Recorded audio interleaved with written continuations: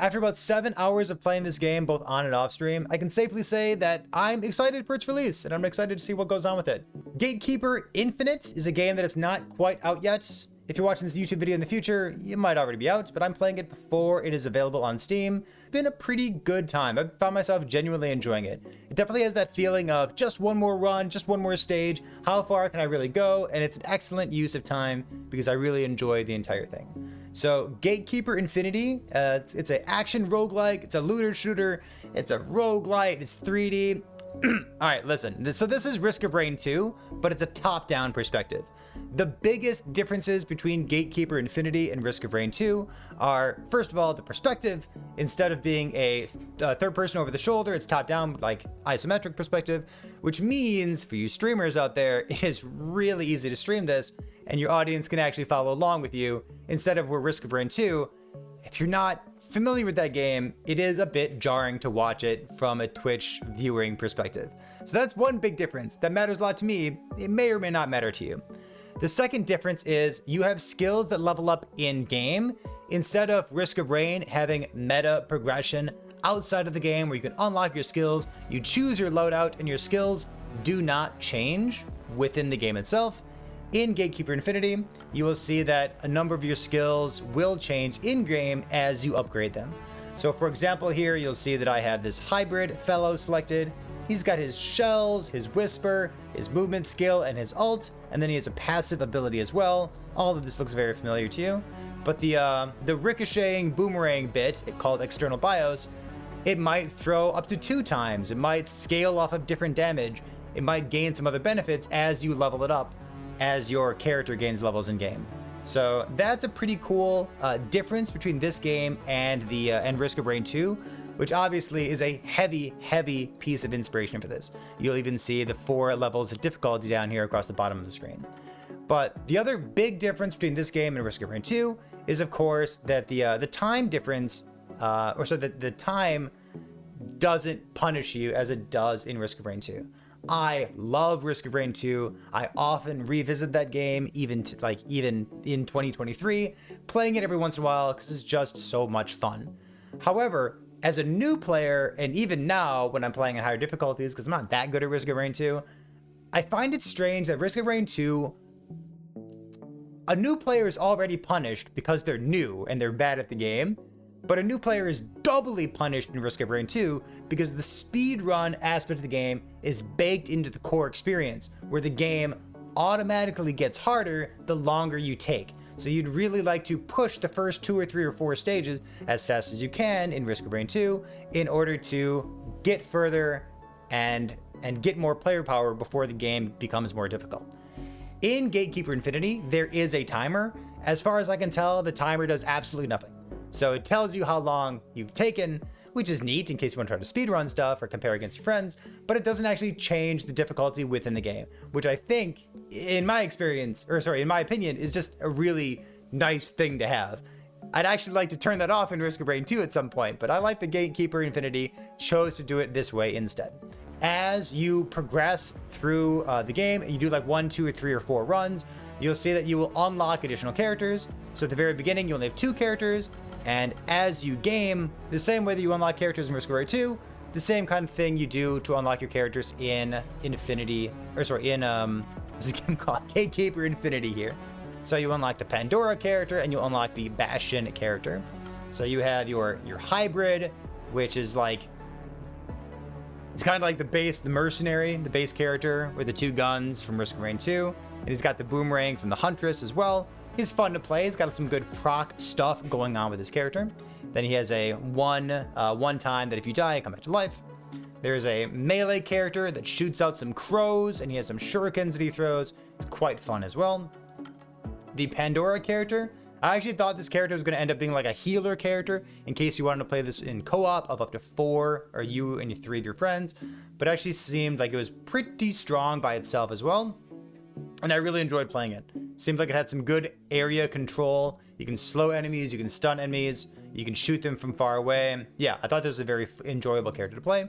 And then I think my most fun character that I play with is Bastion character. Starts out a bit slower because he has a nice slow basic attack with a huge hammer that he swings around, but lots of synergy with building maximum life, getting over 1,000 life, bonking things, stunning things, being right in the fray with a bunch of monsters around you instead of just kiting around. So I liked playing this one. We'll see if they end up creating more characters in the future, because really, when you take a look at the, when you take a look at the database here, you'll see that there's a lot of room for additional characters to be added in the future.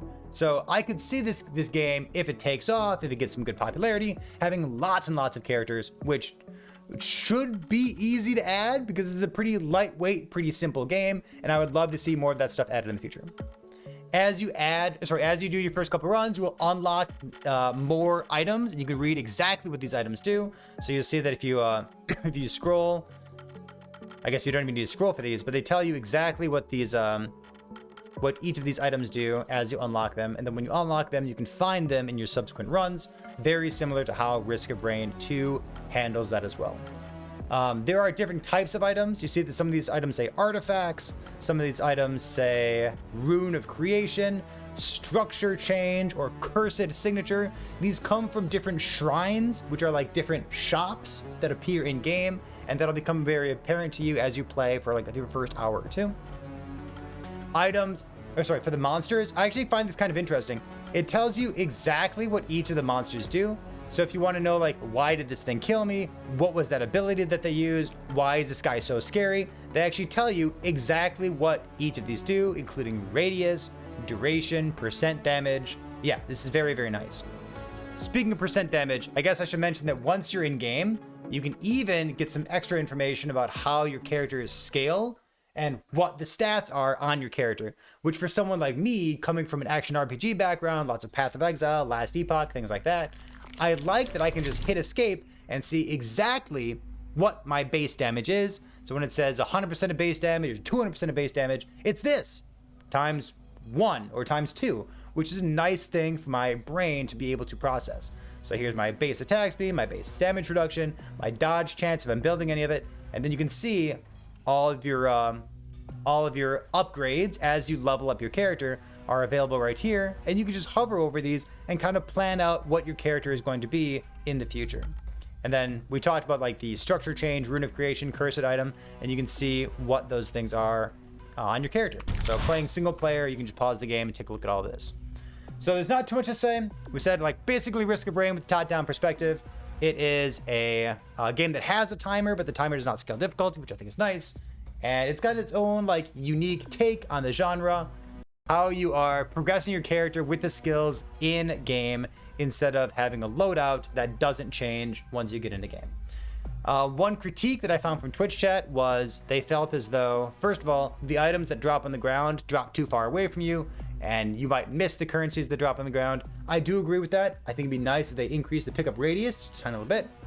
Another critique that came in from Twitch chat while we were playing this game live was it seems as though the items don't ever change what your skills do, so there's going to be less replayability as time goes on, because in Risk of Rain, you have your loadout, you can change your loadout at the very beginning, and then the items kind of like dynamically change how you're going to like build your character.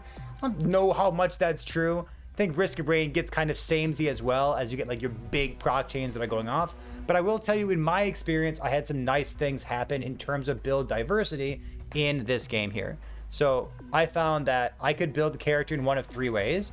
I could build the character with like scaling attack speed and building like critical strike chance, and then holding down left click and having my left click deal as much damage as possible. Instead of building base damage, I could build elemental damage.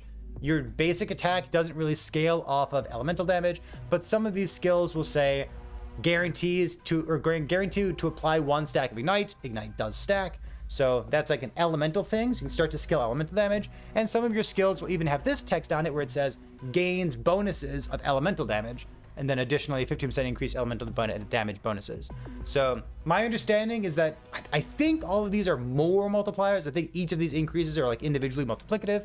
But what's interesting about that is you could have like a non-crit build and just like build a whole bunch of elemental damage, because elemental damage, when you find it in game, it's like 40 plus 40 per stack instead of like 6 plus 6 per stack. So elemental damage increases, if you commit to it, tend to be much, much bigger than the other ones do. On the other hand, there's fewer things that scale off elemental damage. But there are some things like this one here, this is like a crit hit-based thing that scales off elemental damage. This one again, crit hit-based thing that scales off elemental damage, and also happens to like double dip with your ignites. So you could build like a left-click build, you could scale cooldown, you could scale ability damage, you could like go for big proc chains, you can go for like big single hits. There's some different varieties of like how you can build these characters, and what items you find early on might make you build your characters different as you progress through the game. That's a long-winded excuse. It's kind of like Risk of Rain. At the end of the day, when your character is sufficiently strong, you're gonna be blowing up the entire screen and you're gonna have a big smile on your face. And this game delivered that well. I had a smile on my face, I liked blowing up a bunch of enemies, and I wanted to go just one more run, just one more zone. Let's just go a little bit further to see what we can really do, which is exactly how I want a game like this to make me feel. If you like this game, give it a look. I'll drop my affiliate link that they offered to me in case you want to pick it up, and also send a couple $1 dues my way. But I think this is a nice game to keep on your radar if you are into this kind of Risk of Rain 2-esque game. I'm going to go play some more, but I'll see you next time.